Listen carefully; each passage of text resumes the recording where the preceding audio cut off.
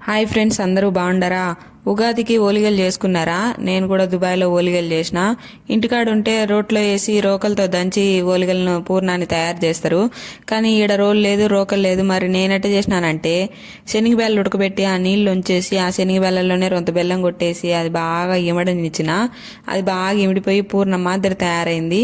ఆ పూర్ణాన్ని గట్టిగా ఒక బాల్ లాగా తయారు చేసి దాన్ని మైదా పిండి కలిపి పెట్టుకున్నా నేను పైన రేకుల కోసము. ఆ మైదా పిండి కూడా రొంత అనుకైంది. దాన్ని ఎట్ట చేసినానా అంటే నెక్స్ట్ షార్ట్ వీడియోలో పెడతాను. ఇదేమో అరిటాకులు కూడా దొరుకుతాయి. ఈడ అరిటాకుల మీద నూనె రుద్ది ఈ పూర్ణం బాలను మైదా పిండిలో పెట్టి దాన్ని కవర్ చేసి ఉంటలాగా చేత్తో ఒత్తుకోవచ్చు. ఇటు చేత్తో ఒత్తడం కష్టం అంటే అరిటాకు కప్పెట్టి ఇది చేత్తో బాగా ఇట ప్రెస్ చేసినట్టు స్ప్రెడ్ చేసి అంతా ఓలిగ పతలాగా వచ్చది.